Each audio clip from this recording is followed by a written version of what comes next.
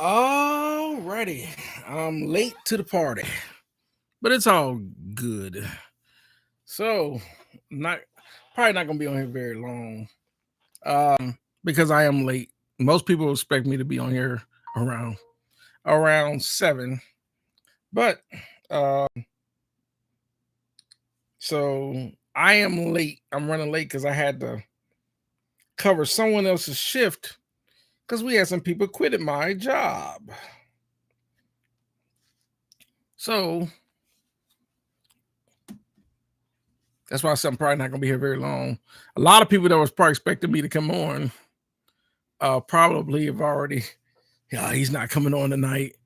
So um but I am, but I'm like I said, I'm probably not gonna be home very long. So hey, welcome. Hey Maddie. Uh welcome. Uh so it's just gonna be more gear talk.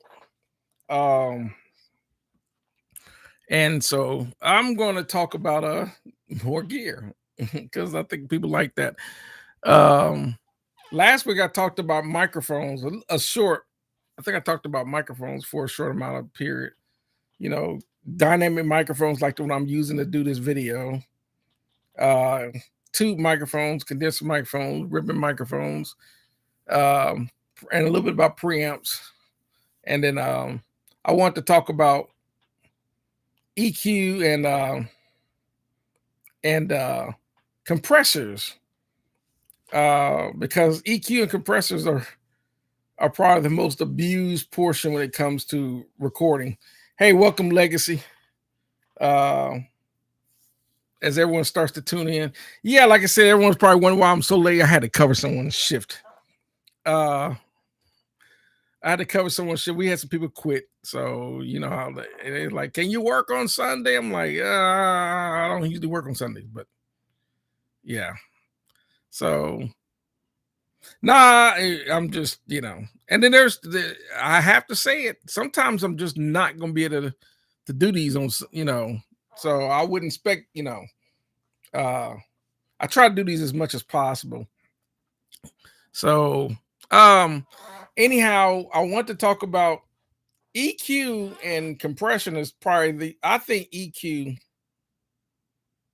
equalization and compressors when it comes to recording and mixing and everything is the hardest part to get right. Um, Especially for a novice engineer, someone who's beginning, um, because it's so easy to either boost or cut the wrong frequencies, and or especially when you're applying, knowing when to apply filters, high pass and low pass filters too. Um, as well as compression, because compressors can be misleading. Um, Sometimes people can put a compressor and they don't know they're over compressing. And then trying to recognize if there is when to use an actual really good sounding compressor versus if a compressor is bad or whatever the case. So welcome A Banks. So Hey, Legacy says people don't know how to hear compression. It's a serious. Yeah, it's. I would say, let's say, how do you learn to hear compression, right? Because a compressor, that's really most compressors or basic compressor, even in the plug-in form, sometimes the biggest thing is there's usually 5 functions on a compressor. Some compressors have even more functions on it than others. Some compressors are super, super simple. You just run signal through them and it starts compressing as the signal run through, like an LA2A, right? You got some peak reduction, you got gain, you could turn between limiting and compression. Versus a 1176 has more options. The one thing you won't see on the 1176 is like threshold. It's just gonna when you plug in the signal, you're gonna see your input which means the threshold's already set based on the input, right? You get your input, you got your output, then you have your ratios 4-to-1, 8-to-1, 12-to-1, 20-to-1, and then they have an all buttons mode and it does this weird compression effect. And then, of course, other than that, it's just a meter. So then there's, but let's talk about, there's a few types of compressors. There is what we call a FET, which stands for field effect transistor type of compressor. It's a solid state. Then there's a tube compressor like an LA2A, which has those are tubes in it. But it's an optocell. Something like this would be an optocell. And it reads the compressor based on how much input is coming into it. They call it like the light bulb, type of. Then there's a VCA, which stands for variable control amplifier, which is basically it lets you have a lot more variable control, or a lot more. Something like a VCA would be like my 3630 compressors. You don't have really set ratios. You can do 2-to-1, 3-to-1, 4-to-1, 5-to-1, 6-to-1, 8-to-1, 10-to-1. You can really dial in the compression. Then there's what they call VarMu, and so forth. So it's kind of like those are the most common. There are some more, but those are some of the most common compressors. So sometimes people, because everyone has a type of compressor they want to use. A lot of times, I would say this. Sometimes you want, but really think about a compressor as a peak. It's a dynamic peak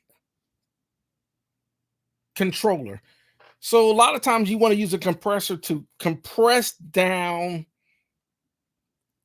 unwanted peaks in volume without killing the sound. I'm trying to make it as simple as possible, right? On a compressor. So a lot of times something that's tend to be very aggressive when it comes to something like that hits really, really hard, really, really fast, with like pianos. Like welcome CC Funk. Oh, okay. I see. Yeah, see. Oh yeah. Legacy said, yeah, FET, VCA, tube, optical, dial bridge, VarMu. And so sometimes people, well, what's the best? Should I use a VCA? Should I use a tube? Should I use a FET? I would say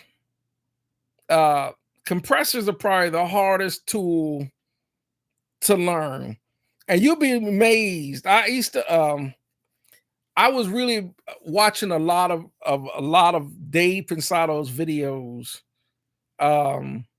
And Dave Pensado is a Grammy award-winning mixing engineer. And he would still do this thing called Pensado's Place, where he would bring in other Grammy award-winning mixing engineers. And I would listen, they would bring some of the best engineers out there. And they would talk about what compressors, for example, one of Bob Clearmountain's, who's a Grammy award-winning mixing engineer, loves an 1178.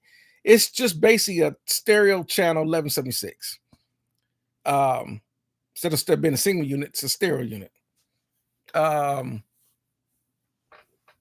You can use it each channel on its own, but you could also stereo link it. But that was one of his favorites. So, and then of course, so I would say, Bob with Chrysler Algae, he loves the blue stripe compared to a black face 1176. And then there are a lot of, for example, Andy Wallace loves LA2As on vocals and guitars and bass. Then there's some mixing engineers like LA3A, some of them like LA4, and the list goes on and on. Then there is so many wide range of compressors. So I would say if you really want to hear what compressors do, I did a video on the Behringer Composer, which is that's a cheap compressor. And you could obviously hear it compressing, which is, I think that would be a good way fast way to start training your ear to hear when you're compressing compared to the natural signal sound. It's something that be obvious. That way you're like, oh, I don't want to, that's over compressing. It sounds squashed, and I'm not trying to get that effect, but you'll get that, especially for cheaper compressors. It sometimes it'll make it, even if you're not only running 2-to-1, it'll still sound like it's running like 10-to-1. And that's not the desired effect. You're just trying to control your peaks and still sometimes you want transients and all this other characters to come through without, So I would say EQ and compressors are probably the hardest to learn, because on EQ you got notch filtering, which is like an EQ, like a notch filter type of EQ would be fixed EQ frequency bands. Like something like I have basically a 15 band EQ in a rack, and every frequency is boost. So when you boost or cut, let's say 80 hertz, you're only boosting that frequency. So the signal kind of looks like this. You're only boosting 80 or cutting that frequency. Versus a parametric, it's kind of got like a band pass. And a lot of times you can sweep that. You can move that. Maybe I want to, but you also at the same time, when you're using a band pass or parametric EQ, when you're sweeping, you're also boosting, cutting certain frequencies. So what's the best way I can describe that would be, like, let's say you boost 250 hertz. They call that the mud range, right? When you sweep that, you may be boosting so many dBs of 250, but you're also, if you look at the band, if you look at it based on how you shape the band as you sweep it, you're also boosting a little bit of 200, a little bit of 150, all the way down till you look at that band pass. Let's say it's a 250, and it always comes back to the unity line. So it depends on how much you shape that band pass as you sweep it, can also affect those other frequencies. But a lot of times with parametric EQs, it kind of does it in a more pleasing way when you're boosting and cutting. But a lot of times with band pass, because a lot of times we'll have 4, maybe 3, 4, 5, 6 band pass points. For what I mean is, like, let's say 1 to 4, like a four band. So welcome Secret Studios. He said, at ease, ladies and gentlemen. At ease. I'm not jumping up at parade rest. Sorry. So a lot of times, let's say, like, for example, mixers, like a lot of analog mixers, or even a lot of times you can even get a lot of plug-in EQs or whatever, and you hit a band pass. A lot of times the typical settings I've seen, typically like on a 3-band, a lot of times they're just fixed. Sometimes they are shelved, and sometimes, whatever the case, they might have some filtering on it or whatever. But most common 12K on the high, then maybe 2,500 on the mid high, could be 650 on the mid low, and then 100, maybe 80 hertz on the low. So you got high, mid, low, and low. And a lot of times with those EQs, the mid high and the mid low is usually parts that they will make sweepable. It can go all the way down on the low, mid low as 150 hertz, all the way up to 3K.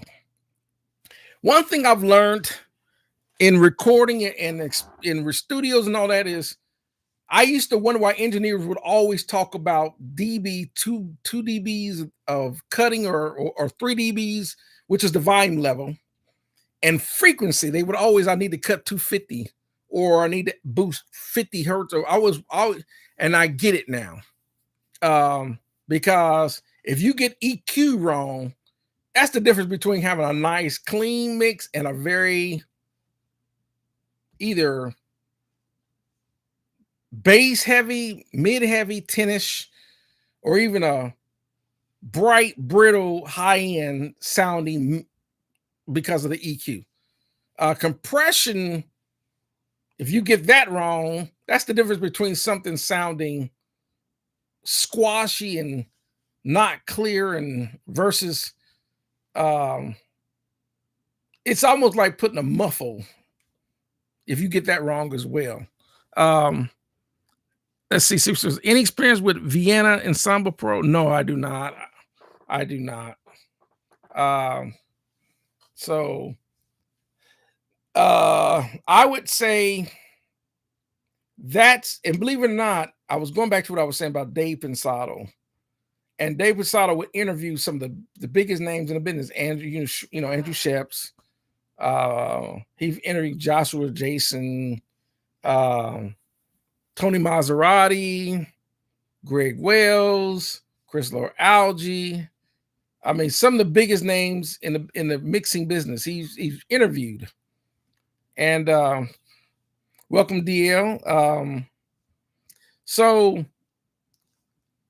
a lot of times I would listen to, he had this thing called Batter's Box, and basically they would tell you some of their go-to pieces. So I would listen to and say, why do these mixing engineers or whatever case use certain pieces of gear as their go-to piece for whatever? Like he might say, well, what do you use on kick? And or what are, what's an EQ? He might say a 1081, on kick drum or something. So I would listen to that, make notes. So, well, let me see what it sounds like to EQ a kick drum using a 1081. And as I would listen to that, I was like, okay, I get it. And now, whatever they were like, well, what are you using on, like maybe microphone, what do you use on like vocals? They might say something like a 247, and I'm like, so I'll make that note. Okay, 247. Let me research a 247. And so forth. And then they would say something like, compressor, would you set compression on kick? And they might say something like 5-to-1 compression, fast attack, medium release, or whatever. And I would make that note. Or what are your settings for on 1176 for snare or whatever? And they would say the settings. I was like, oh, okay, got it. And I would go back and try it.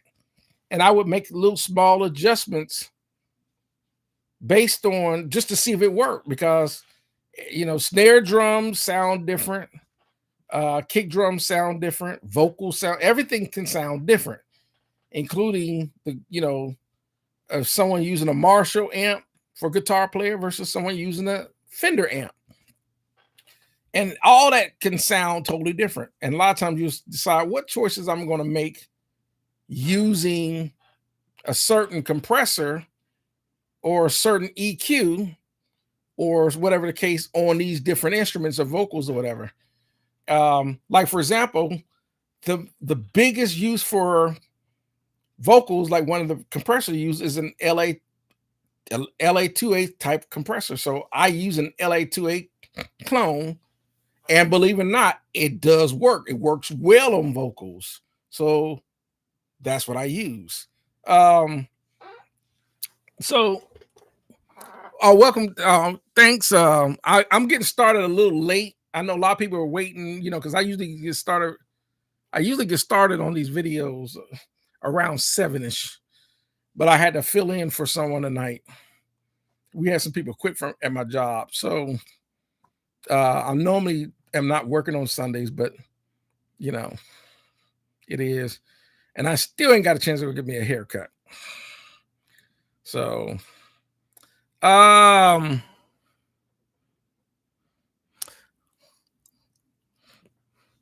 Oh, it says Legacy. I don't want to derail the convo, but I got to share an epic deal I got. $900 for Lot Audio Eden. I snatched it up instantly. Gotcha. I don't know why you need I don't know why you need another mic. Legacy, you got like 3,000 microphones. You don't need another microphone. No, I'm teasing. I'm teasing. Um, so which is he said I need all the mics, dude. I hear you. I'm the same way. Every time I see some microphones, if I could see, especially if I think if it's a good deal, I'm gonna snatch it up. Um, so going back to so to really sum up, because what I want to do is what I want to talk about in my next video is how I spread my how am I spreading mixes across my console. That's what I want to talk about next. Well, I might talk about that. I might talk about that tonight, a little bit of it, anyhow. But so I think that's the what is the I think most people, when it comes to recording whatever, um with the mic pre and a microphone, most people might get that somewhat correct. But equalization and compression to make the mixes sound really good is really, really hard to do. Our Legacy threw out I said comment earlier, semi-fast to fast attack and yeah, we're talking about especially something really, really aggressive. Pianos, drums, maybe even guitars, especially acoustic guitar or whatever. You want to be able to contain those dynamics really, really fast compared to, because if not, you'll have these peaks getting through, and it's getting to the point where, believe it or not, you can mess up people's speakers with a bad mix, believe it or not. So someone's asking, oh yeah, $900 when that mic is for records 4,000, they got it for 900. Yeah, that's probably one of those deal of the century deals right there. Yeah. CC first said, sure, a lot of people here get marks likes. Oh, gotcha. Appreciate it. Appreciate the support. Yeah, if you always like the content, please hit the thumbs up button for me. It helps the YouTube algorithm and it helps the channel grow. So like I said, talked about mics pre's and all that, and then talk a little bit about EQs and compressions, because it's one of those things that are really, really hard to get right.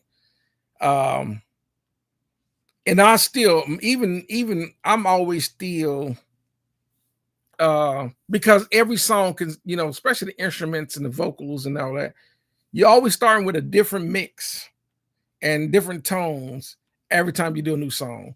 So you have to approach it. So sometimes there's no one shoe fits all when it comes to selecting a microphone, selecting a preamp, selecting a compressor, selecting the EQ, and so forth. So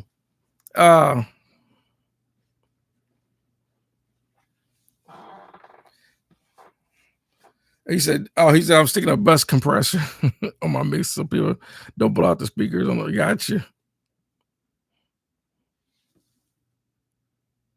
Oh, he said this is our Willix. Am I RW Leaks? If I'm pronouncing, I don't want to butcher that. Says just popped over from your gear acquisition video syndrome. All right. Oh, Texas. Okay. Lee, Texas. Got you. Okay. So welcome. Let's see. Some more people. Juan Baca, and we got people popping in. Welcome, Kevin. So So Deal said, I think I want an ASR10. Which is that's a really good sampler if you can find. They right now they're just, I think people are price gouging the Sonic SR10s. But honestly, if you got a modern board, if I was going to get a sampler, I would probably get a modern board, like the new, any of the Cronus, the Roland Phantom, the Motif, all those can sample. And the great thing is with an ASR10, you don't have to worry about loading up your sound because ASR10 doesn't remember any sounds. You got to get them on floppy disk, the little floppy disk. And most people, they ain't so floppy disk in years. And a lot of times with those ASR10s, if I'm not mistaken, because I had a friend of mine, he had an EPS 16 Plus, which is the step down to the ASR10. And the problem was that you always had to load your sound. Sometimes some of those older ones, those older Ensonics, you had to load the operating system. Then you could load up your sounds, then you could sequence and all that. But once you turn the board off, everything that you did is gone. And what would suck is if you're in the middle of working on a project with an ASR10 and the power goes out, your project's gone. A lot of times you could try to save that project to another floppy, but it's more redundant when you can actually do a lot of sampling just using like an MPC software. I would, if I was going to sample and splice and cut up, I probably would just go and use MPC. It's a lot easier. So, how we pronounce the name RW? Oh yeah, I got you. I did because RW Lee, Texas. So, or it might be just RW Lee. Could be Lee's last name, RW Lee, and he's TX for Texas. I welcome Juan, and Kevin is asking, do I fear AI will make everyone a pro? No. I think everyone, if I fear it'd be the opposite, because what makes a pro is they're good at using what making them. That's what makes them a pro. But if AI is doing everything, then being involved. So I think it would be the opposite. So Juan says, what subwoofers do I have? I have a Rockville 12-inch sub in the corner. Yep. Eventually, I'm going to swap over to an Atom sub, but right now that's what I got. So probably a pair of the Atom subs because it's better. It's like anything else. It usually sounds better when you have pair subs, but this room might be getting really, really bassy with a pair sub. So, so someone said, "Oh, CC Funk said I had an ASR10. I used to want one of those boards because I got, believe it or not, I got Ensonic boards. I got one of my boards I used for years was my Ensonic SQ1 Plus, still sitting right there. Then I got an MR61, I got a TS12, and I got a Ensonic KT88. So I got some Ensonic boards. But as far as sampling and all that, I used to want an ASR10 because you could load in the samples and all that, but now you do everything 10 times more efficient in the MPC. That's just me. Oh, Sixers had a no, you didn't miss. No, I'm just rambling. I'm just, I guess European they call it waffling. But I'm just babbling. So so welcome, let's see, Kila Cam.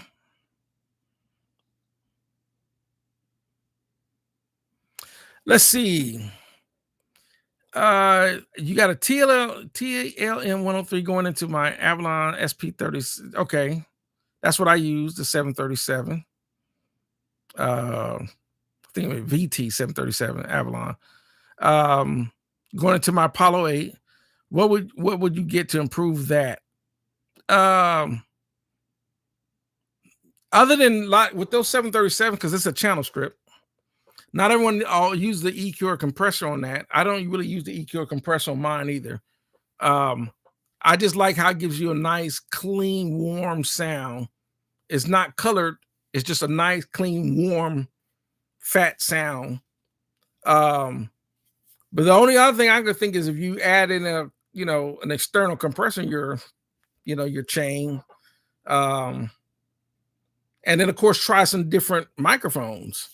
Because you already got that's already an excellent setup that you got going on. That Newman, TLM 103, um, you know, that's a really good setup by itself. So welcome Tactical MIDI. And then Legacy says, you doing hip hop or okay. So see, Secret Street says, any thoughts on dangerous music or acoustic audio? Convert AD plugin. I don't know about the dangerous music now. Acoustic audio, I like their plugins, but they are processor heavy. That's where I'm really wanting to invest in like a Mac M1 or M2 with a more powerful processing chip, because that right now, if I try to run a bunch of acoustic audio plugins, my computer can't handle those. Those are processor heavy compared to the other plugins. But I don't use a ton of plugins because I use mostly up here, especially up here. I'm using outboard gear and the console. So let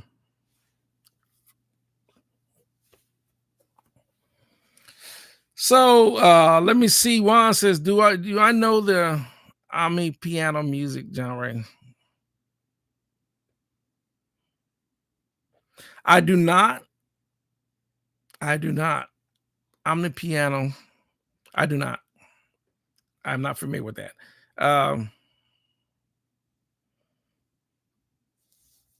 So let's see.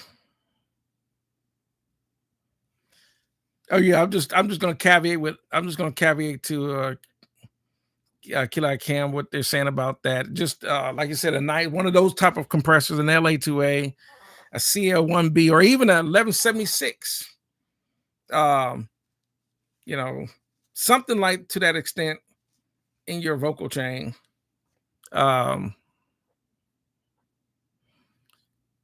But believe it or not, to take it to level 11 is just really dialing in,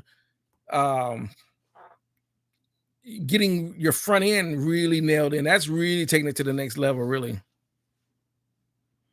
So, like I said, and with the Avalons, here's the thing with Avalons, what a lot of people like about Avalons, and including myself, is the preamp and the EQ section, but their compressors are not really the greatest. So I would say that, but I do use it. It's one of my vocal chain preamps as well.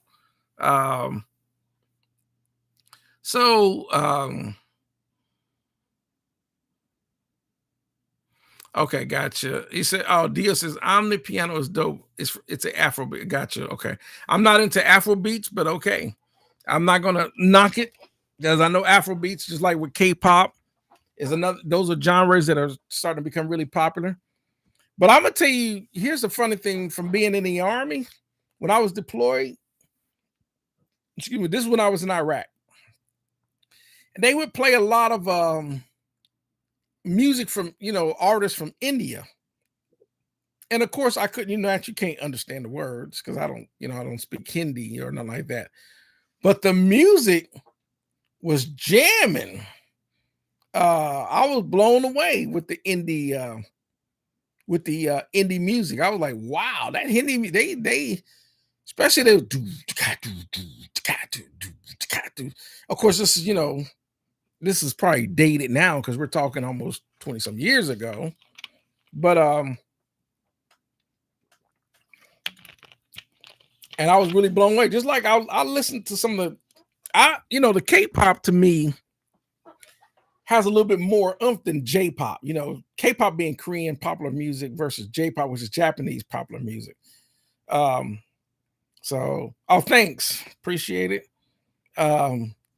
We do have a couple of veterans on here that watch the channel, so I gotta give my salute. But K-pop I really was like digging K-pop. So I was like, wow. But speaking of music, because there's a big thing, and I'm gonna play devil's advocate a little bit, because when you're used to certain genres of music, like me, I grew up in the R&B world, right? So you're talking 70s, 80s, 90s R&B. When it started off with bands and it became groups, we're going, TLC, In Vogue, uh, the 90s R&B groups. But in the 80s and 70s, it was bands like Earth, Wind and Fire, Cameo, Confunction, right? I grew up on that, right? But like anything, you think about it, there's a lot of people that you would hear, not just in the R&B world, but even in the rock world or some of the other genres, that try to say music isn't music anymore because people aren't making certain genres of music anymore, like 80s, like the bands from the 80s. And I'm talking about, or even the single artists, like I would say some of the really high and really super popular artists would be like when Madonna was huge, or when, Mariah Carey first peaked at, her debut in 1990. Mary J. Blige, we're going back even the 80s, where the bands were like, you would have Mr. Mister, you would have Level 42, you would have Duran Duran, you would have just all these popular 80s, 90s bands, 70s, 90s bands, the Doobie Brothers or whatever.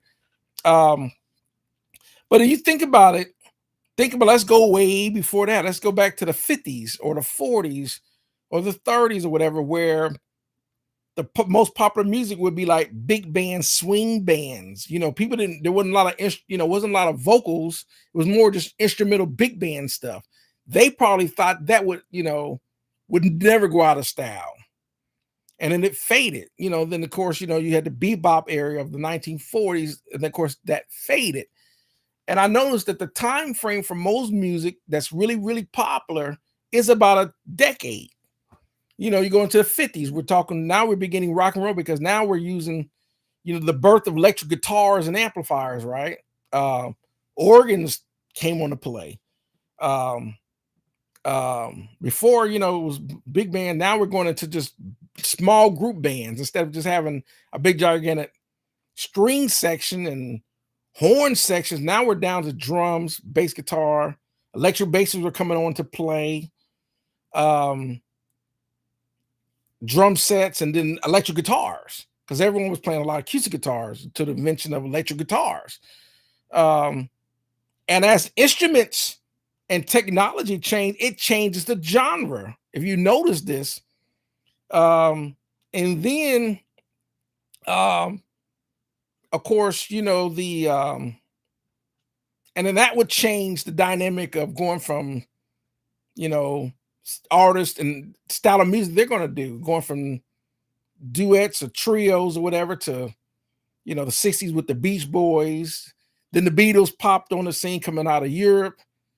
And someone put Motown. I see someone just dropped in Motown. And it's as you notice, these eras, the Motown era really peaked from the early 60s to about the beginning of the 70s.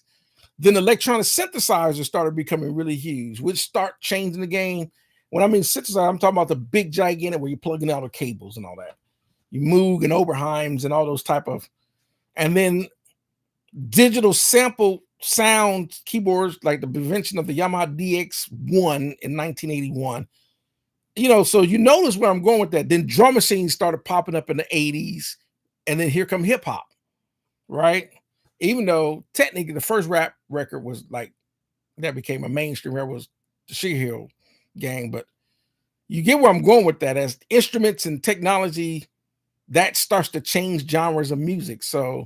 Um, so that's what I noticed, and I think that's the reason why, as we're into it's 2025, and that's why the genres and all that keep changing. So if you think about it, as the genres changes, and you got all the people that for the 1940, of course, most people have passed away.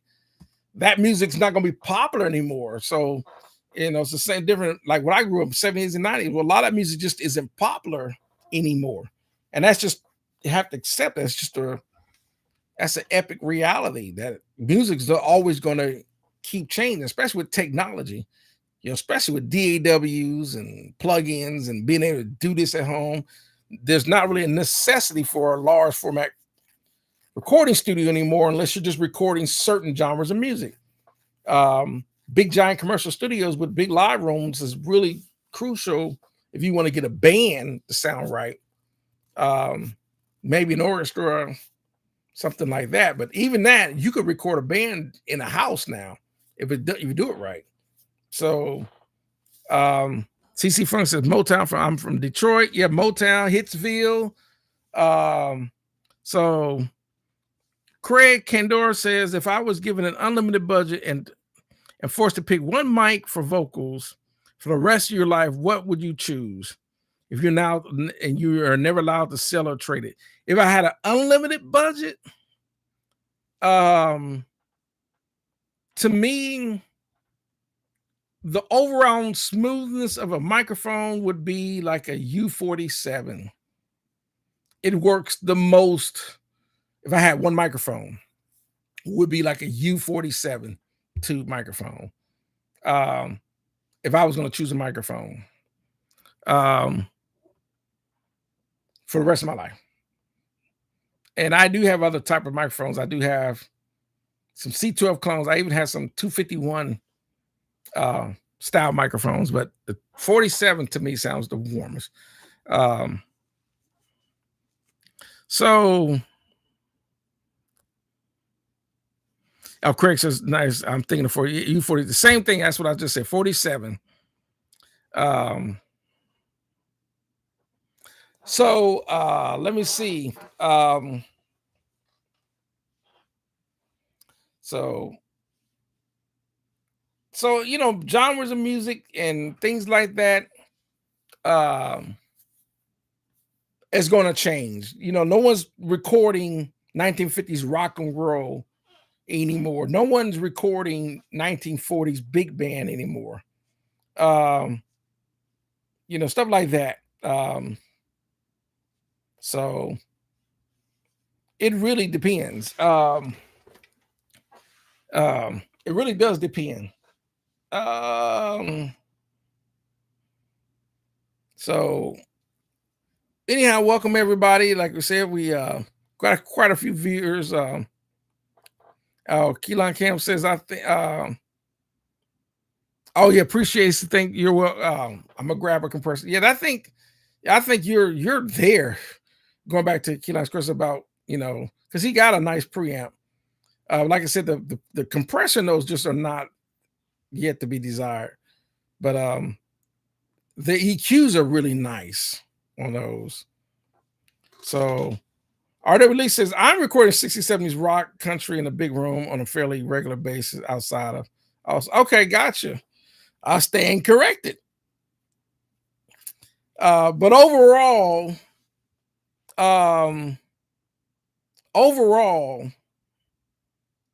most people aren't. I'm not saying there are people that, because there are people that still want to record like music, like they get into like Beatles style recording, or they might get into like certain stuff. Some people love recording that style of music, which is nothing wrong. I think if we can start bringing back the older time frame genres of music, I think we would expand the music catalogs of artists. If we start going back to recording 60s, 70s, 80s, 90s styles of music again, I think music would get more interesting and that would definitely give us a lot more variety than what we're listening to today. I think the variety of what we're listening to today is limited.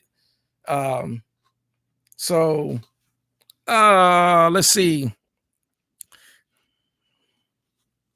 Oh, and he says, Craig says, what vocal mic do you feel is the most overrated? The C800, the Sony, that Sony 800. It's the big microphone that looks like a microphone, but it's got a big jack and a heat sink. I think that's an overrated microphone. There's some people, oh man, especially if you're recording R&B and hip hop vocals, the C800 is the microphone. Let me tell you, because hip hop does not require for you to have, and I'm being a little harsh on hip hop. Rappers don't need to have certain characters the way a vocalist would. They're just rapping. So a good, you can capture vocals with a U40 or U87 microphone going through a nice preamp and a compressor, and the rap vocals are going to come out just as fine. So here we go. Okay. C-Funk says, see, I'm missing some comments. Let's see. Sidestone used Acetone Rhythm King drum machine on Family and Affair, and Marvin Gaye used the Roland 808 on Sexual Healer. Okay. Oh yeah, classic. Gotcha. Gotcha. Okay. Juan says, I'm into home cinema, audio calibration and hi-fi. This is a screen popped on. That's what got you. Okay, gotcha. Appreciate you popping in. Legacy. You said I had a Sony C800, sold it. Like I said, I just,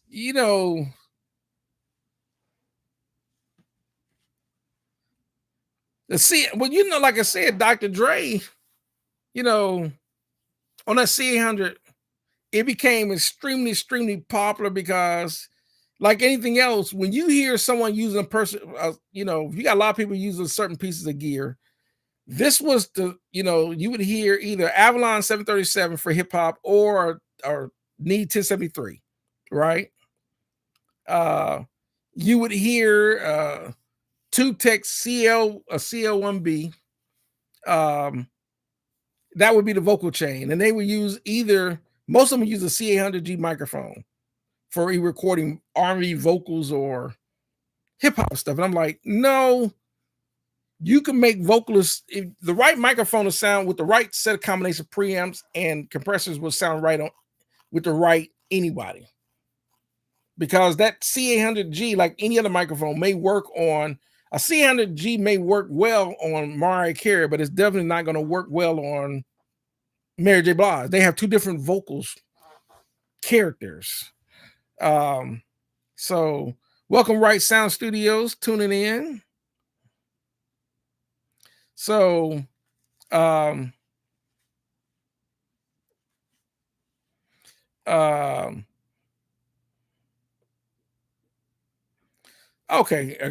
we just got a little bit. Okay, gotcha. So DJ Smart guy is always he's erasing the comments. Okay, gotcha. What is my thoughts on the MPCs? Do I own any? I have an MPC Renaissance here, and downstairs I have an MPC Studio. I don't use it enough. I do like them. They're fun, especially to create beats. They're also fun to splice up samples and do different things, but I don't use it enough to be. People start asking me some intense MPC stuff questions. I don't use it enough to be an expert at it. I'm better at just answering questions than regular standard DAWs like Studio One or something like that, or Reason Studio or something like that. But they are fun. Like this MPC Renaissance with all the controls of it can be a little overwhelming if you're not used to using the MPC. And of course, there's the new, there's way newer MPCs than what I got. But I don't have any new MPCs because I don't use them enough.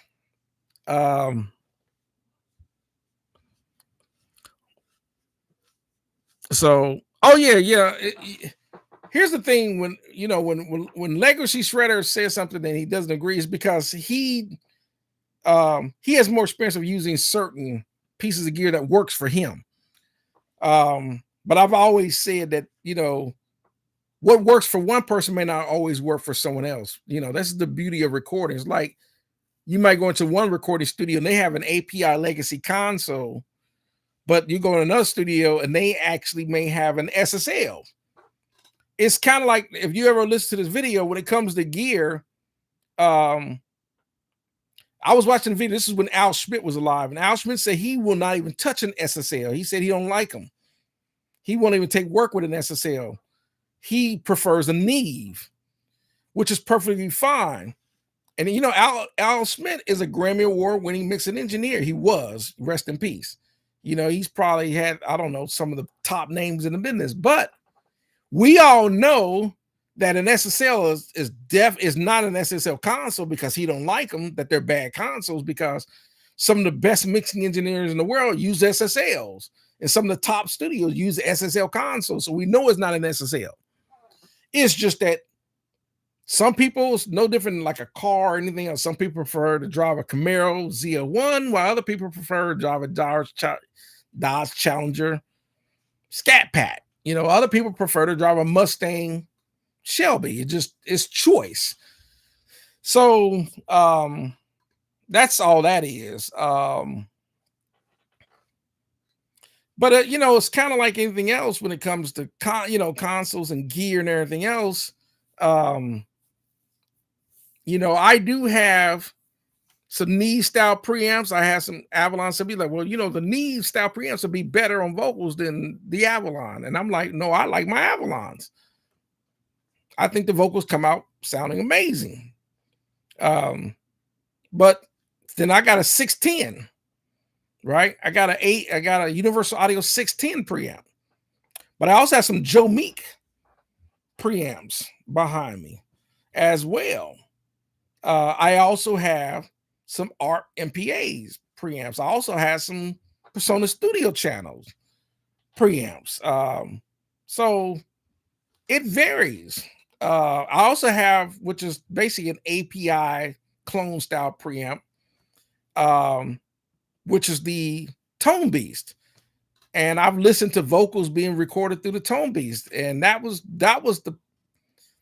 one of Bryce's biggest seller when he started Warm Audio, was the Tone Beast. That became his number one, because everyone likes the preamp of the Tone Beast. Out of all the gear he makes, I think a lot of people are not big of his fans of his compressors when it comes to Warm Audio, but no one's ever had any complaints about his preamps. Especially, and I definitely can agree. I like the Tone Beast. So it's just different flavor. I also have some ARP studio channel preamps. I got quite a bit of preamps, but sometime let me listen to how the microphone, because you could have that same microphone, like someone said, if you earlier mentioned about, if you could have one microphone. Well, here's the thing, and I said a 47. That 47 sounds great because the 47 microphone has a certain color. But if you run it through the Avalon, and then of course you run it through the 7, Neve 73 1073s, that microphone is going to sound a little different. It's going to give a little different character. And that, so you got to kind of choose which character. That's why I have a different variety so much, because I don't want to always have the same tone and color. I try different preamps and different microphones just to see how I like them. I don't always use my 47. I got the Warm Audio 47, which is a 47 clone, but it's a good sounding microphone. But I also have a modified microphone as a C12 clone on vocals, so that changes up the character a little bit. I'm a big believer in having different microphones, because every microphone has its own character. There's a website, if you're really interested in some of these microphones, called I think it's called Test Kitchen, I believe. You go there and you can actually load in some different microphones and listen to the characters' microphones. Audio Test Kitchen is what I think it's called. So yeah, Audio Test Kitchen. Oh yeah, you just wrote it down. Audio Test Kitchen. Yeah, that's a great website to go and believe it or not, I was really shocked that I have an MXL. It's called model number 2006. It's this is the Mogami microphone edition, and I was really shocked that this microphone has a really around the same frequency range of an actual 251. I was blown away. Yet this microphone was only a couple $100, and the a 251 is $20,000, and I was really close how close they sound. Of course, the 251 definitely has a little bit more character and all that, but it wasn't significantly huge like it should be for the price point. I was like, wow. So that's what made me get it. I was like, well, I can probably get away with some, using this, and I do. Well, I use it as my podcast mic, but yeah. Oh, he says, your legacy. I couldn't live with just one. Like me, I have a wide range of microphones. FETs. I have a wide range of some tubes, some dynamic microphones, and even some ribbon microphone. I have a huge ribbon microphone collection, but I do have some ribbons. So I always want to try different microphones to see how they, the different. And I also mentioned last week about microphones. Like if you buy an MXL, like I got this MXL that I'm using right now, but I modified it with some better caps to give the microphone a little bit. I did some upgrades on it. That's also something that you can do if you want to actually. Someone was mentioned about upping your game to the next level. Is taking like your lower end microphones and going to like microphoneparts.com. And if they have upgrade parts to your microphone, like let's say you have some MXLs, you can always go on microphoneparts.com and see if they got better caps, better capacitors, better circuit boards to up your microphone and make it sound more high end, more pro level. That's something I would definitely highly recommend doing. So if you got $300 microphone, you can actually that microphone sound like a $3,000-$4,000 microphone with the upgrades. Not a Mandala says, do I have any synth keyboards that you're trying to sell? I do not. I don't have any keyboards that I'm trying to sell. I'm sorry, I sure do not. But that's what I would do.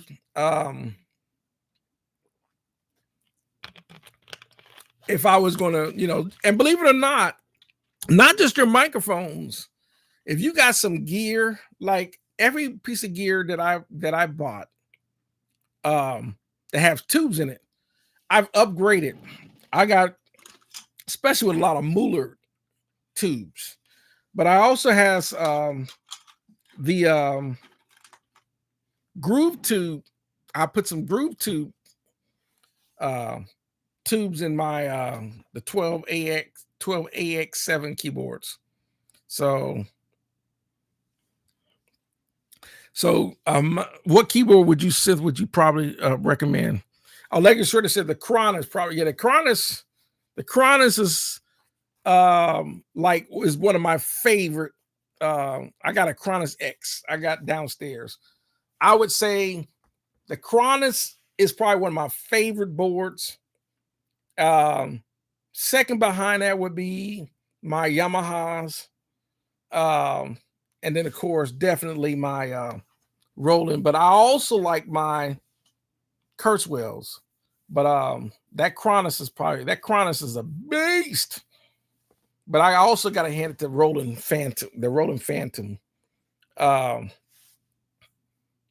Roland Phantom, the new one, is off the charts. But let's say you were going to buy a synth, and you could buy let's say you buy one board, and you want it to be complete. A Cronus would be a way to go. There's going to be some people that are synth, people that are synth, that is going to say no, the montage is the way to go, or there are going to be some people that are going to say no, the Roland's the way to go. It's all perfect. Then there's some people that are going to be Nord. I don't have any Nords. Nothing wrong with Nords. They, to me, they're stage boards and all that, but they're just overpriced for what they are. Right Sound Stu says Blackline Audio and Revive Audio do upgrades. So yeah, Blackline Audio, because they're known, especially Blackline Audio, for doing the T4B, which I got the OptoCell upgrade by Blackline Audio in my Clark Technic K2As. That was the first thing I did, was take out the OptoCell out of the K. These are the Chinese type style OptoCells that came in the my Clark Technic, the KT2As, and I put in the Black Lion T4B OptoCells in it. If you have something like a Clark Technique, that I would recommend upgrading your OptoCell. That's one of the key things that give that, people like, why your vocals sound pretty good on your, that's one of the key things, is because I upgraded the OptoCells in those. But I also upgrade the tubes in any piece of gear that I got. I'm changing the tubes. Some of these companies like Art, they use Chinese tubes. No, I'm putting Mueller's or something like that in those. I'm changing the tubes.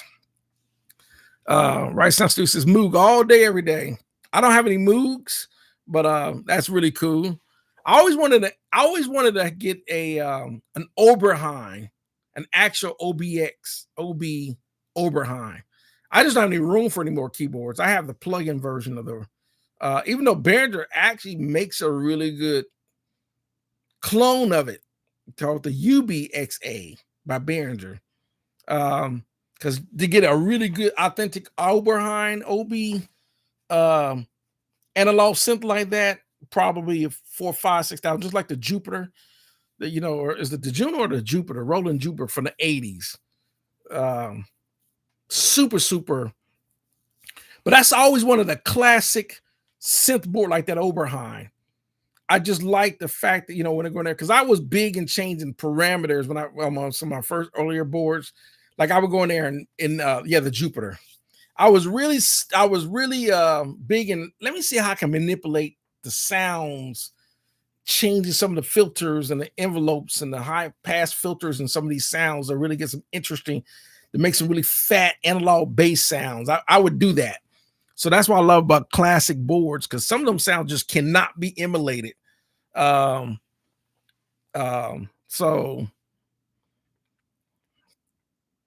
Natalia says, thanks, brother. I'm rolling. I'm rolling with Roland right now. I need to experiment with other brand. The Roland drums kits always come in handy. 808-909. Those are really, really popular. 808-909 drums, especially. But I'm gonna tell you, speaking of drums that I would love to get, the Linn drum. I have a Linn drum. It's called the Linn Drum 7 and the LM7 and LM9. I have the VST plugin, and I love that. I was messing with some tracks on some older DAW software with the Linn Drum 7. I would love to have an actual Linn drum, but to get some authentic Linn, that's what they program with a lot of drum sounds from Michael Jackson and in the 80s were Linn drums. But those are hard to get. And of course, Behringer decided to create a Linn drum style. So I'm interested in that as well. So let me see. Oh, DJ Smart said the Juno. Yep, there's a Jupiter, the Juno, any of those, the Jupiter, the Juno, any of those classic 80s, because really, if you think about it, other than I forget the name, he's got a website, he's got a YouTube channel, and along with him and Greg Philliganes was basically saying how they came up with all those synth sounds they used in a lot of Michael Jackson records. And one of the popular board was the Roland Jupiter, as well as the Linn drum, and of course some other 808 drums and all that. I think Dr. Mix, he did a recreation of how he came up with Thriller on some of his keyboards. And a lot of those you can only get, a lot of modern boards, they got those sounds, but the character of an analog versus modern boards are digitally, they're more sample sounds than they are actual sine wave and saw wave, sawtooth, using parameters and envelopes and filters to create those sounds. Most sounds that you get, most model boards are actual sampled, like the horns or the strings. Those are sampled. So a lot of those classic boards, it's something. It's almost like the big argument between actual to analog versus digital. So. And oh yeah, so Right Sound Studio says, I love that guy. Oh yeah, Natalia says, check out the Roland JD X1. It's amazing, little synth. I haven't got a chance to look at it. I've heard of it, but I never got a chance to look at it. I'll probably, if I can remember, I'll take a look at it. Let's see. I have it too. It's awesome. Welcome, Eric. Let's see. DJ Smart Guy says, I grabbed an Arturio Matrix Brute, and that scratched my itch for analog bass leads. I still want to grab a Studio Electronics. See, okay, gotcha. Especially if you're into EDM music, or just music where you want that some dynamic, other than, because a lot of times a lot of people record with just using actual bass guitar sounds. But if you want some really fat sounding synth bass sounds, it's just, that's why I kind of like that MS-20 by Korg. I'll go in there and start manipulating some of the bass sounds on that as well. Oh, DJ Smart, yeah, I got you.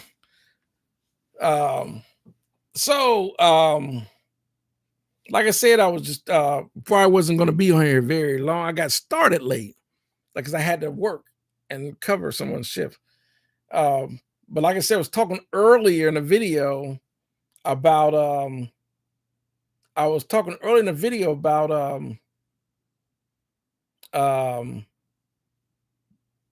basically compressors and EQs, and really learning that. So Aaron 490, oh, welcome. I got some more people tuning in. Wow, I got growing some audience, I'm growing some audience. So what do I think about Personas board? Are they as bad as they say? I would say, and I'm gonna have to assume you're talking like maybe the digital boards, like the Personas Live, as an example. I'm just making an assumption. I think Personas, I think they make some really nice digital boards. My only downside to Personas altogether as a company, of course, they got, Personas got bought out. I forget who owns Personas now. I'm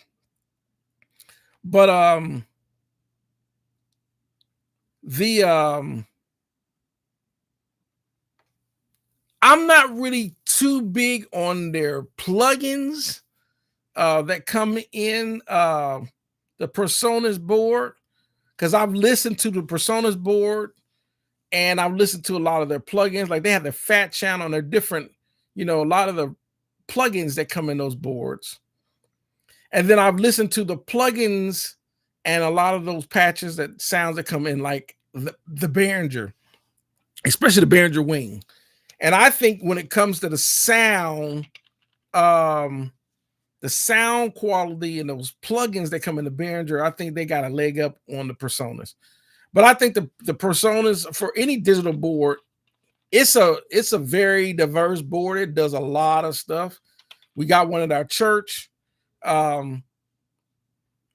It doesn't sound quite as warm to me like when I've listened to other places that use the X32.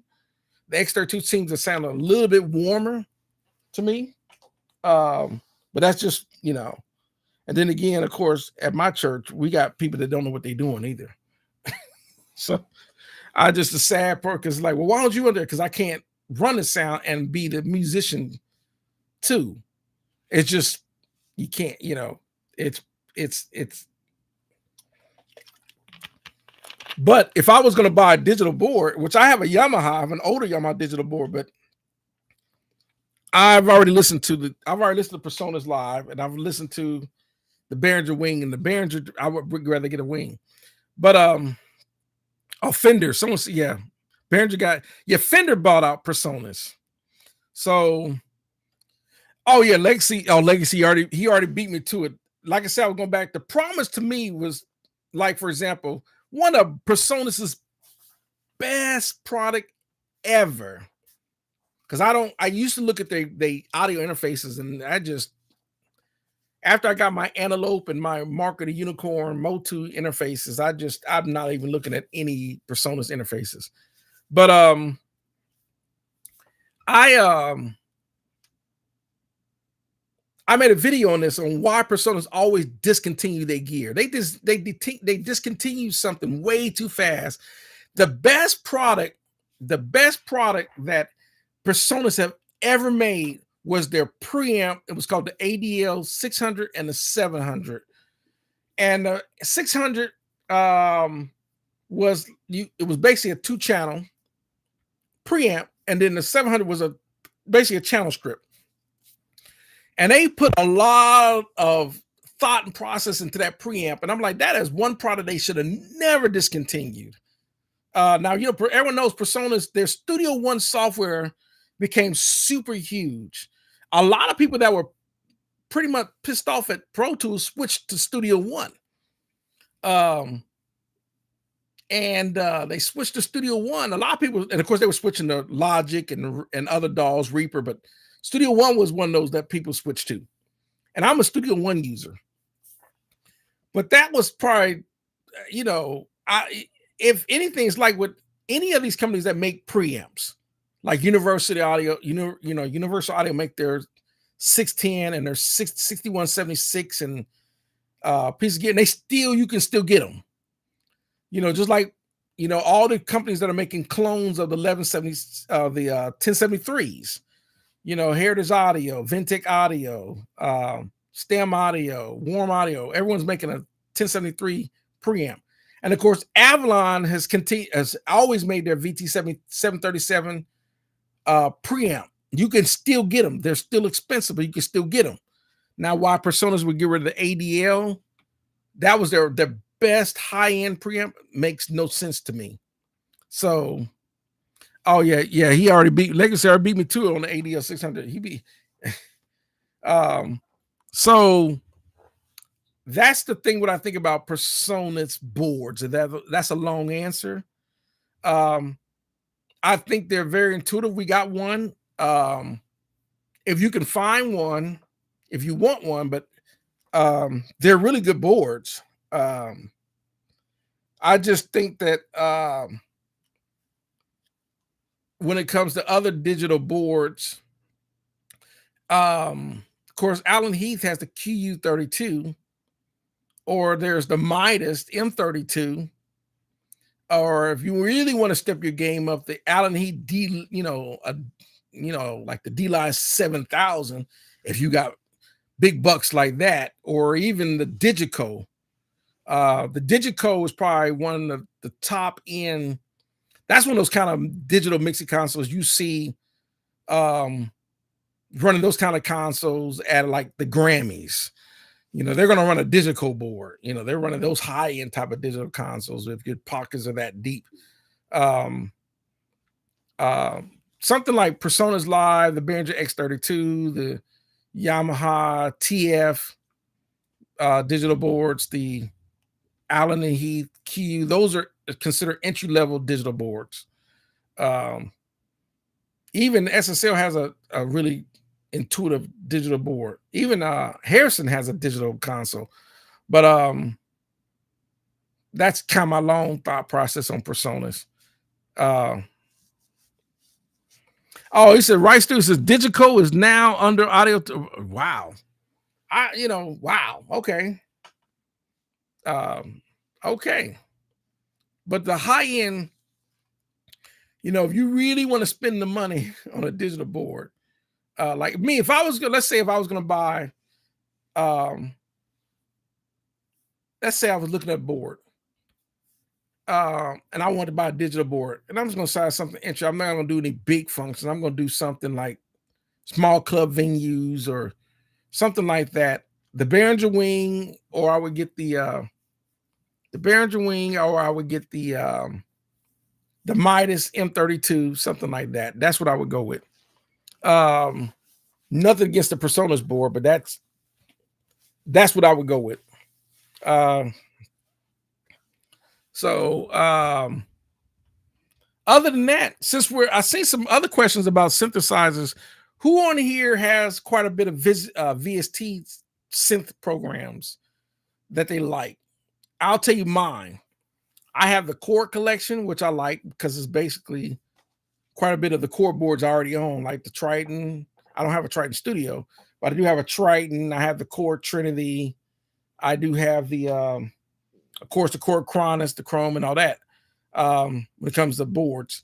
But I also have a Wave Station, but I have it in the rack unit. I don't have the actual Wave Station board. But also VST instruments like the VIP software.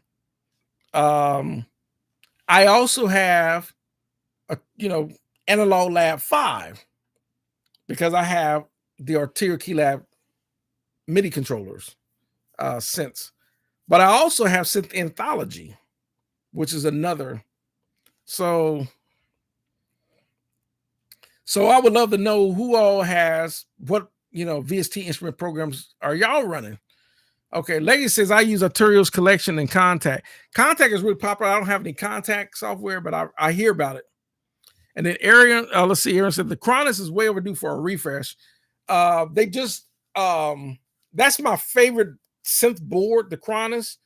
But as far as a refresh, as far as the way it looks, yeah, they probably could upgrade the way it looked. And I would think you would think even with Montage and Cronus, because the Phantom, even Kurzweil added synth pad, drum pads. Even though I don't use the drum pads a lot on those boards, but I still think that ought to be an option, having drum pads. But other than that, I still like my Cronus. So, Cronus is like any other board. It's a love-hate. Just like a lot of people, it's like with Nord boards. There are people that love Nord boards, but I can't justify Nord boards, especially for what they want. It said, Audiotonics is collecting companies like Allen Heath. Oh, they've got Allen and Heath now too. Okay, I thought Harrison and SSL merged. Audiotonics is buying up SSL too? Wow. So Audiotonics is doing a Behringer thing.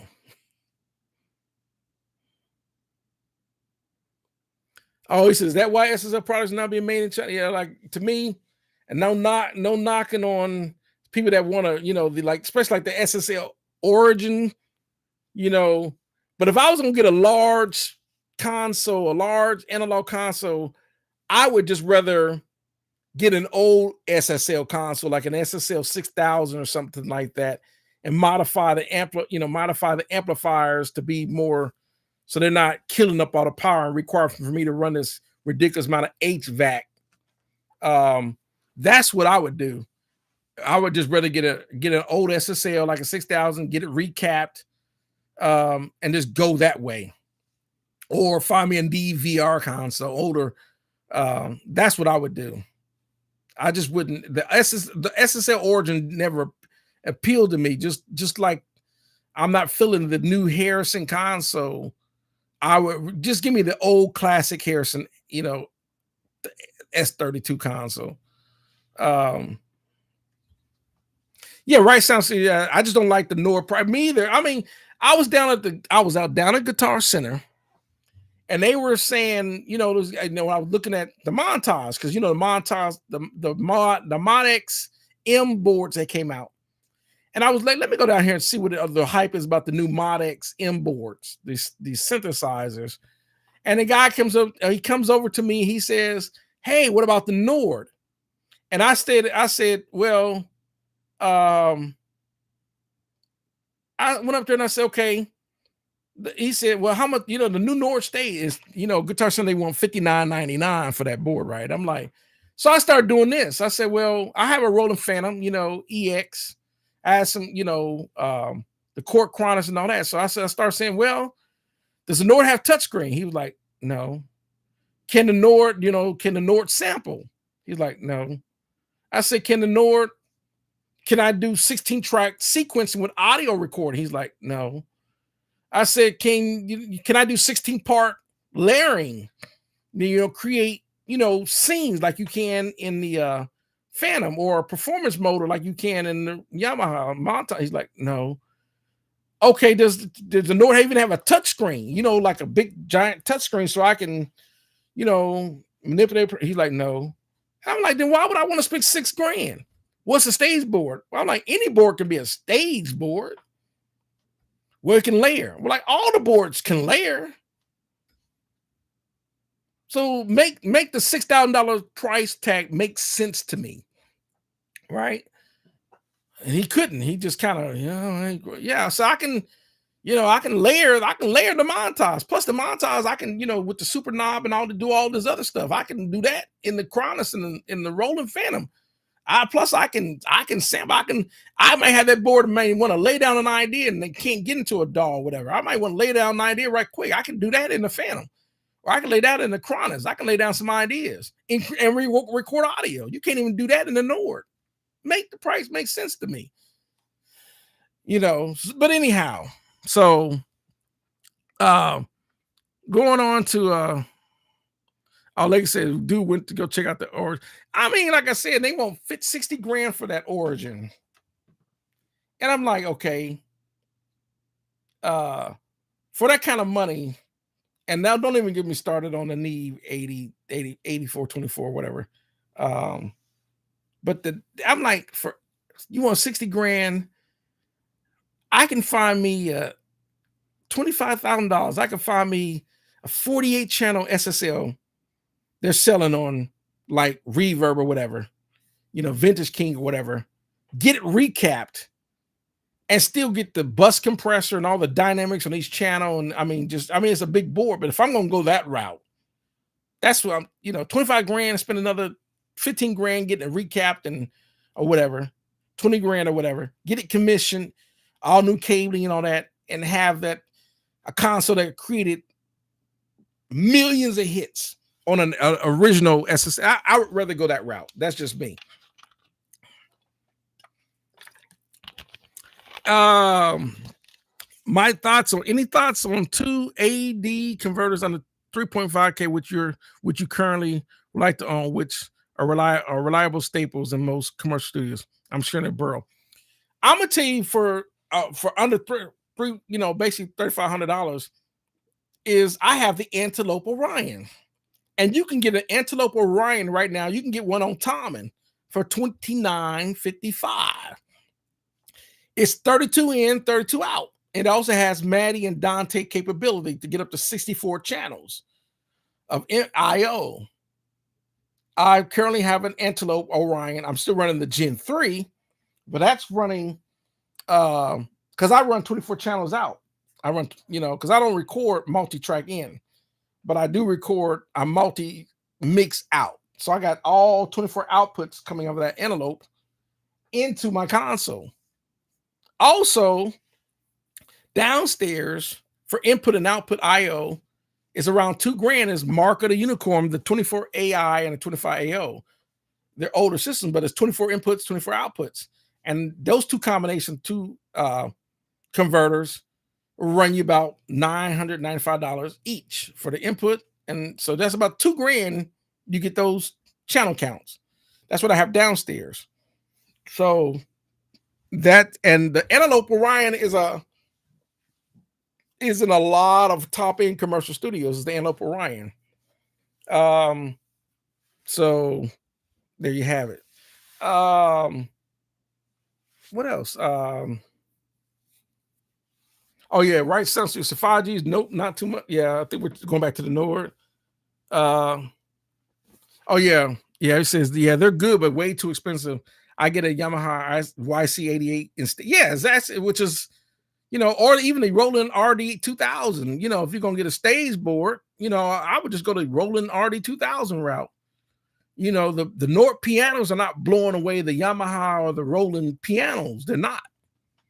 Some people, that's psychological. They think because they six grand, I'll spend $6,000 on the Nord, the piano must sound better. Not really. They do not. I've compared them. I'm a keyboard player. And so all legacy. I have bro converters. Yeah, not everyone's got legacy shredders money. Legacy shredder got big money. The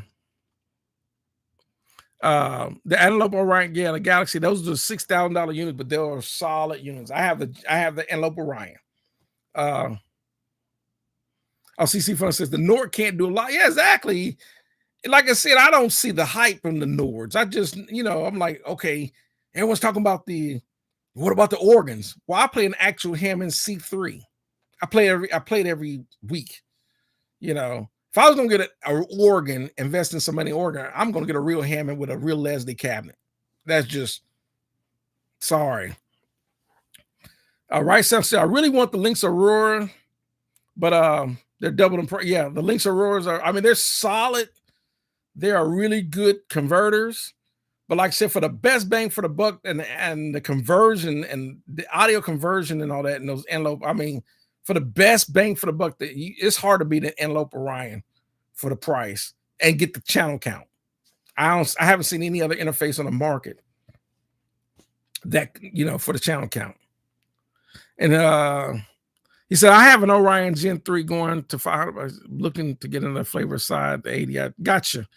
Like I said, that's what I've been using, the Orion. That's what I use now. There are like a lot of people like the RMEs. There are people that like the Lynx Auroras. There are some people that like the Apogee Symphonies. There are people that like Burls. There are people that even like the Avid HD, especially when you go with, you run in the Pro Tools system. There are a lot of people like the Mark of the Unicorn, Motus, which I had the Motus, as well as the Antelope Orion. So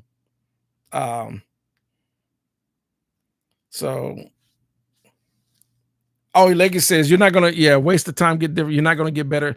Well, yeah, and I'm definitely gonna have to agree with Legacy on that, because the converters, the really biggest difference between converters today compared to 20 years ago is the chip processing and sampling rate capability and all these.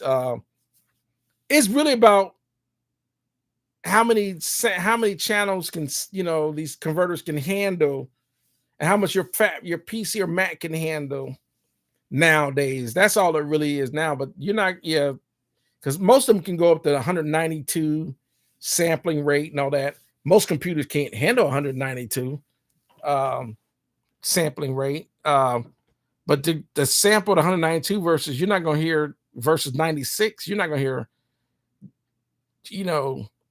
amazing amount of detail between the two.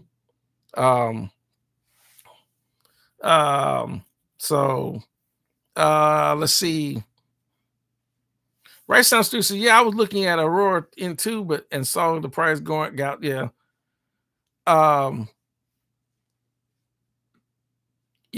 thing I can say is depends on, because it really depends, because sometimes you can get away with a two-channel. You can get away with a two-channel interface if you're only recording 1-2 things at a time, and you're going to stay in the box. You really don't need an interface with no more than 1 or 2 inputs and 1 or 2 outputs. Most people, if you're going to record 1 or 2 things at a time and you're going to record in the box, you don't need a high channel count interface. You just don't. But if you're going to do, like for me, if you want to be hybrid and still, even though you might want to record 1 or 2 things at a time, but you want to spread your mix out over an analog console, use outboard gear, then you're definitely going to want an interface that has that channel count. So let's see. Oh, the only Nord he likes is the Nord Lead 2 synth. I think um which is really good. Um, but you probably, if you could find a Roland V synth, you know, it's a classic older synth, but still. Um, let's see. Right Sound Studio says Vintage King has an SSL 9000J for 53. Yeah, that's what I'm saying. See, I'm saying it's just 53 for 9000J console. If I'm going to get a large console like that, that's the route I'm going. I'm not spending on a new SSL Origin. I can get that 9000G. I would just go that route. Some people say, well, if you don't have the room for in your house for an SS Origin, you're not going to have the room for 9,000, even though 9000G, if I put a 9000G, is way bigger than this Allen Heath console. And this Allen Heath console is a good sized console, but that SSL is huge. It's way deeper, it's bigger, it's way wider. If I didn't have so much stuff in this room, I could fit one in here, and these things are heavy. They're real heavy. Yes, 5-6 man lift, get that joker in. But let me see what else did I miss. Let's see. Is the Yamaha Modix any good? It's real good. Welcome production by Sip Some. The Yamaha Modix is real good. I've already checked it out. The build quality is not as solid as a Montage, but for the price and what you're getting, they didn't scale them down like they do when they do the other lower grade boards. Yamaha didn't scale it down this time. They give you a lot of features that come really a lot. It's just this is way lighter board. It's a little bit more plastic, and so that's the only thing you have to worry about.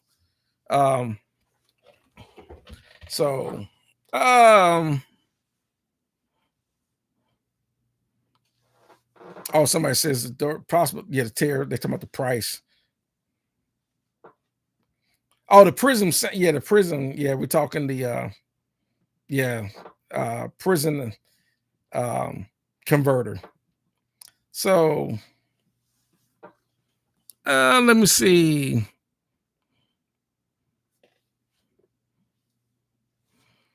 Let me see. Did I miss some comments? Okay.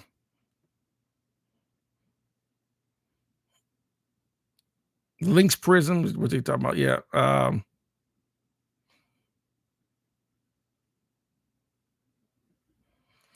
Is there an email or social media account? But well, of course, my social media account is right here on YouTube. I have to add my email in there. So, Alexa, I need the channel count for tracking. Well, think with Legacy, you're recording bands and stuff like that. So yeah, you would definitely need, at least a minimum 24 channels of input. Not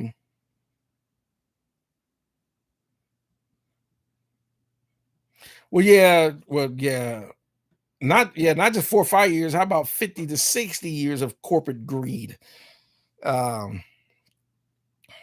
So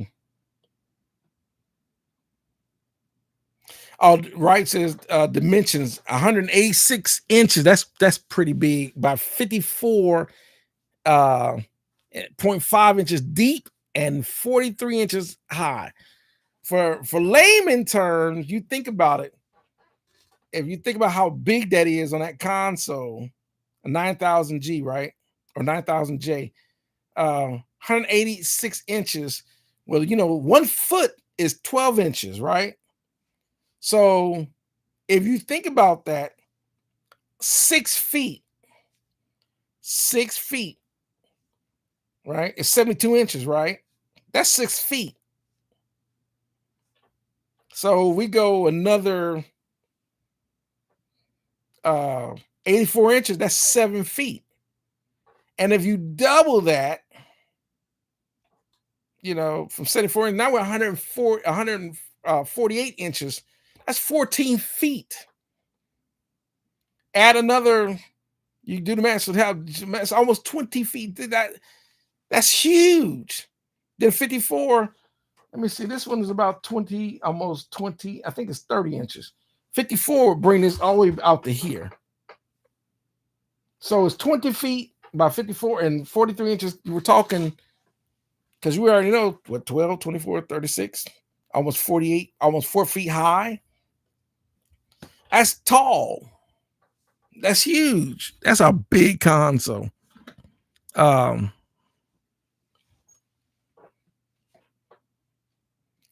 So Aaron, for instance, what are your go-to vocal mics? Try and true SM58. I do have some SM58s, but my vocal mic, I have quite a few, really. I have about 8 of them. Latest I've been using is the Warm Audio 47. I do have a C12 clone. I do have a 251 clone. I do have some, I go over and look at the model numbers of some of these other tube microphones I got. I do have some other tube microphones that I use. So I try them all, if that makes sense.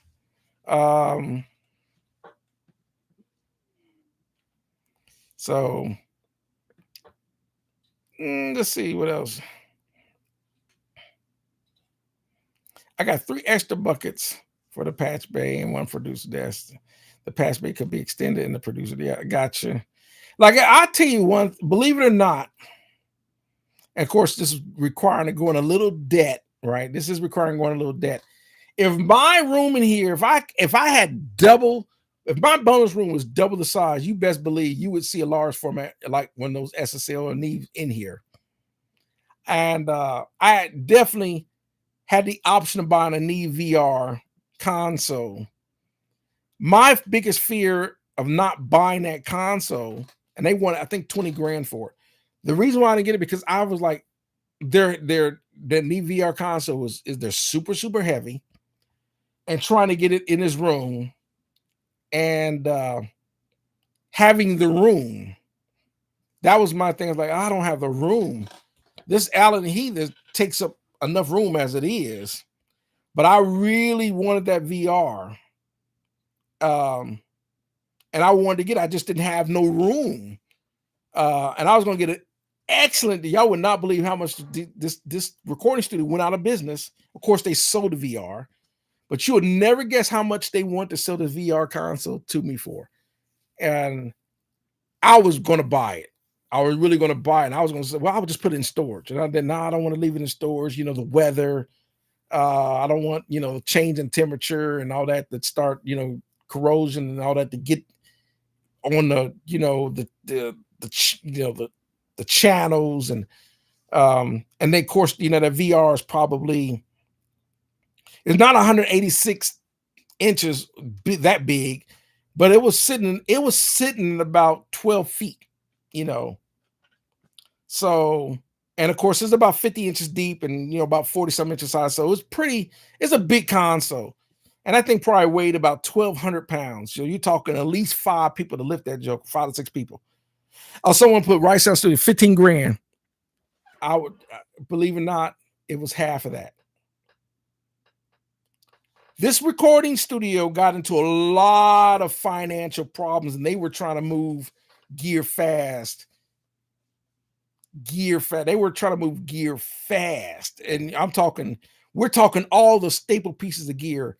They sold. I mean, they had Newman U87s, 67s, 47s. They had Pultecs, Lang EQs, the stressors, Eventide, H3000, AMS delays. I mean, you name it. A Neve VR, 48 channel console.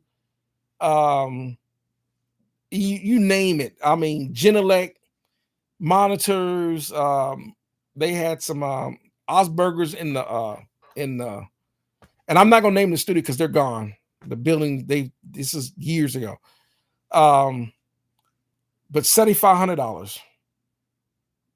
And they say the reason why is because every piece of gear you had to go to that studio, and it was on you to move it.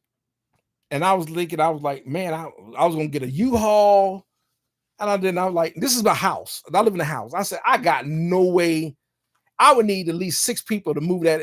It would make no sense to try to get that console because you have to lay it on turn on the side, take the legs off, try to pull as many channels out, all the cable. And I was like, I just, and then put that in like where I'm going to put it in my living room. I mean, that thing was huge.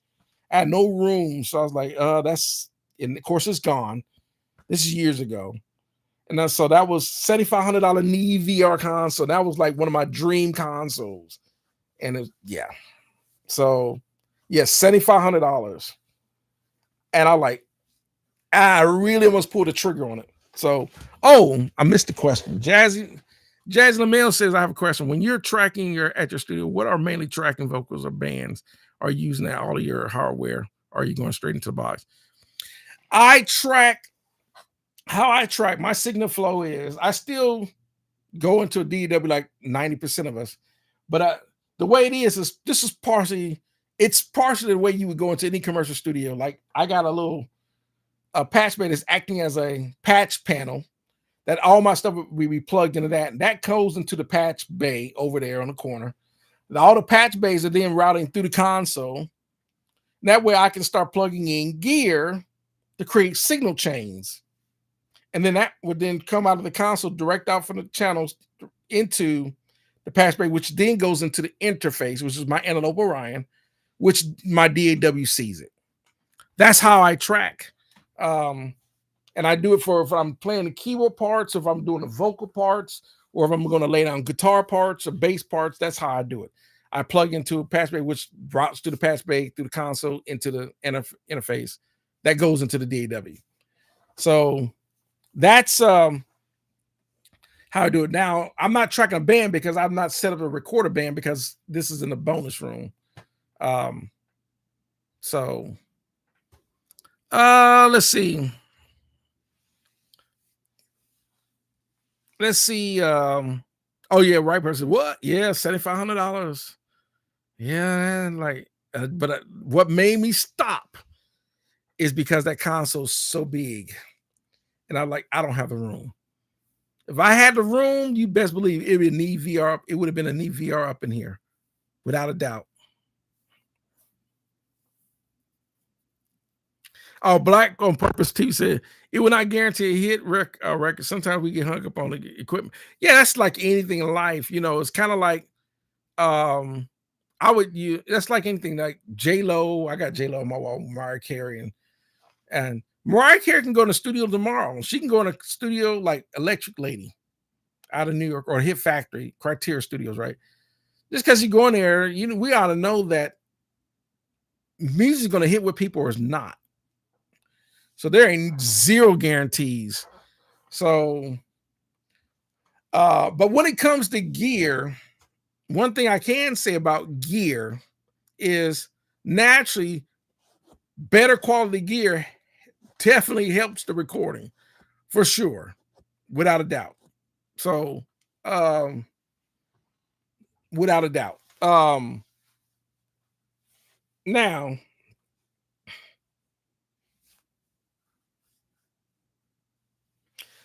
believe it or not, okay, he says, from my experience, what's secret to having a good mix, particularly in a live setting?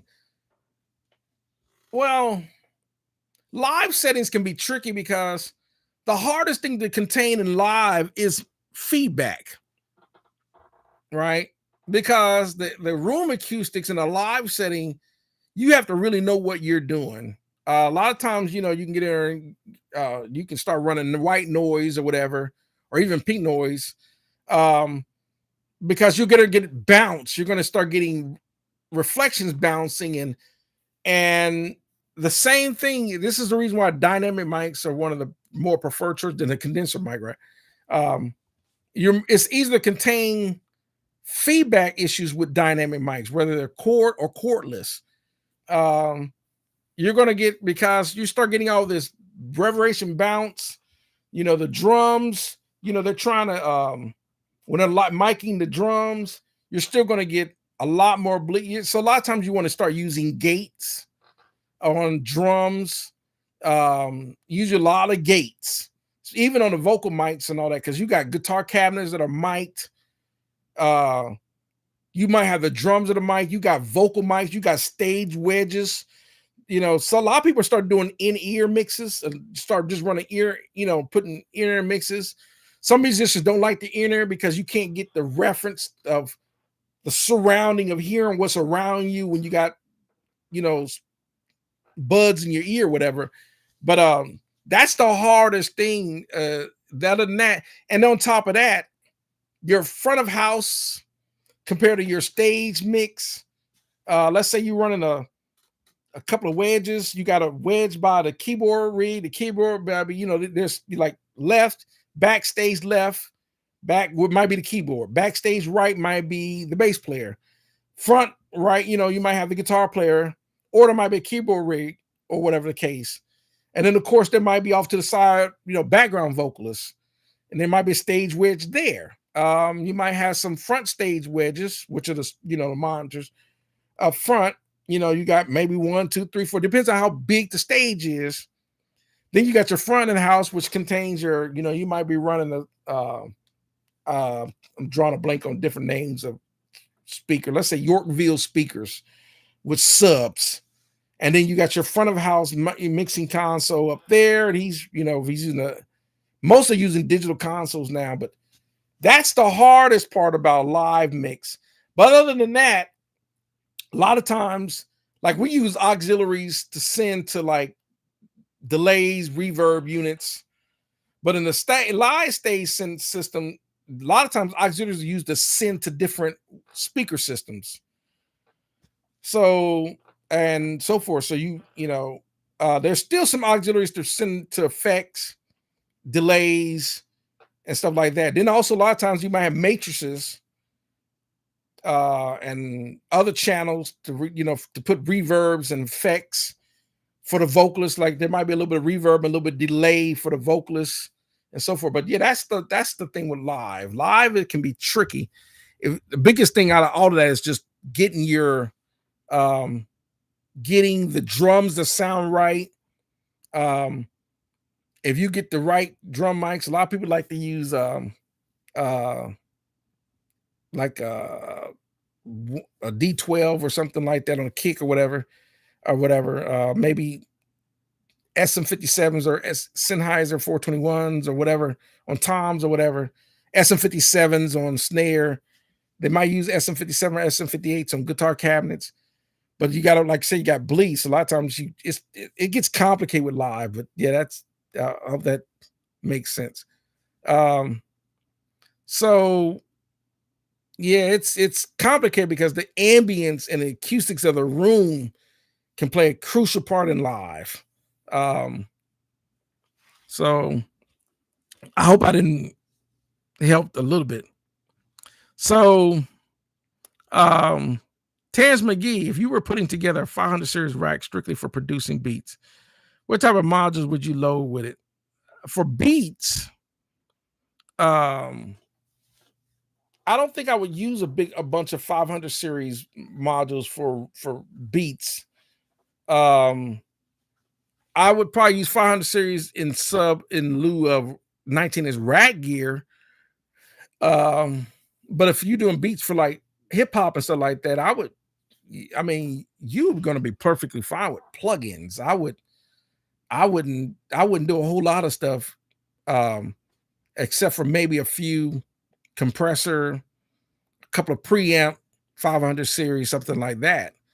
I don't think I would, if I'm going to do anything with beats, I'm going to, that's going to be done with, like MPC or something like that, or maybe the drum machines within like Studio One.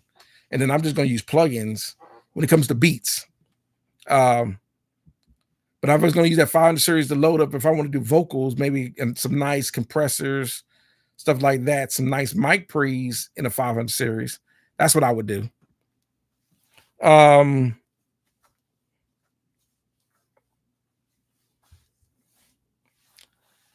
Yo, he said, right sounds to church service today. Feedback. The same person does it every time. Yeah, yeah.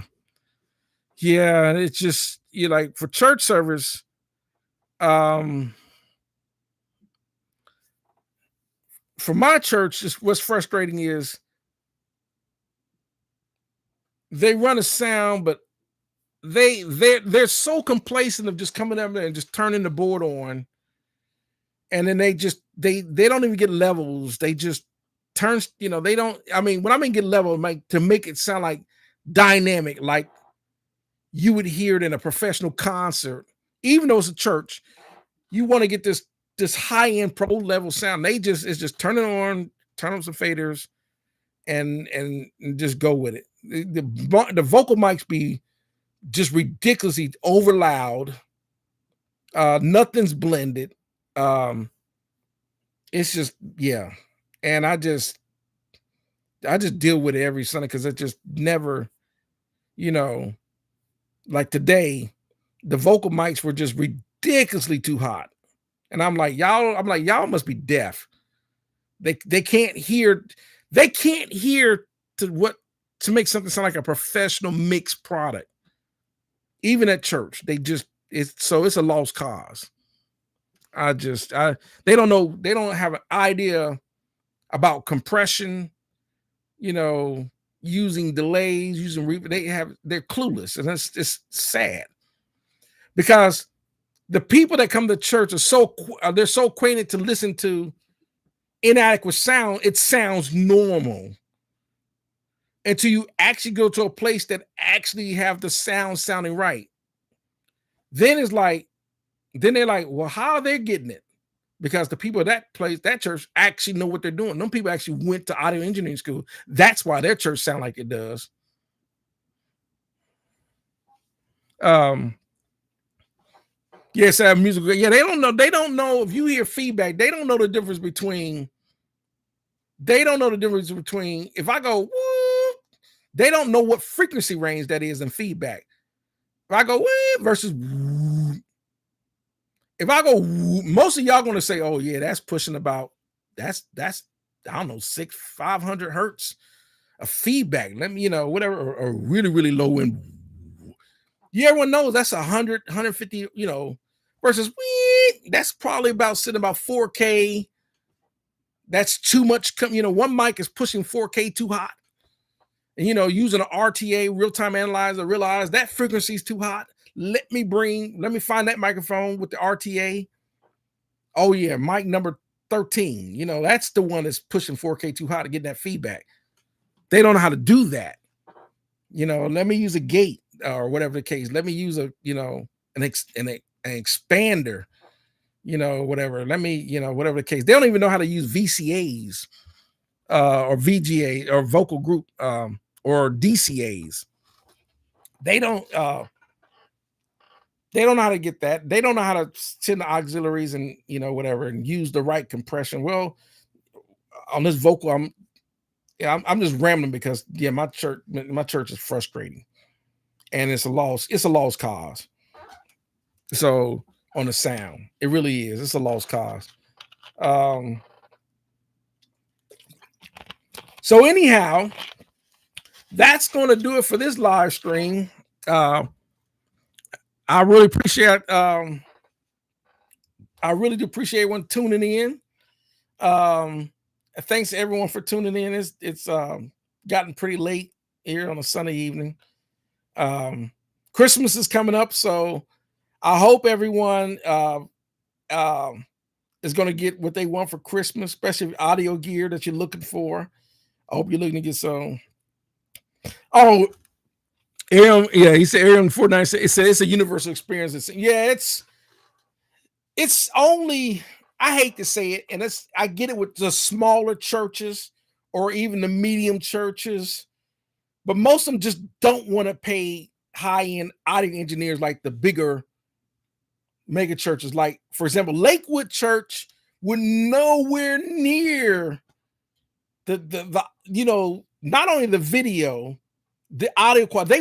They're not going to do subpar work like these smaller to medium churches that think they can just get by throwing some deacon up there to run the sound. Hey, you know how to run the sound? That'll work. And then they want dynamic Lakewood sound. You know, they want TD Jakes sound, but they don't want to spend that kind of money. So that's why, yeah. So that's why it's a universal experience. Yeah. It's pretty bad. But anyhow, I want to thank everyone for tuning in. Like I said, I hope everyone's gonna get Christmas is coming up. I hope everyone's gonna get what they want for Christmas. And in the audio world. But thanks for tuning in. And we'll see y'all next time I do this. So other than that, hope everyone have a great wonderful evening. Just like CC Funk says, peace. Y'all have a great one.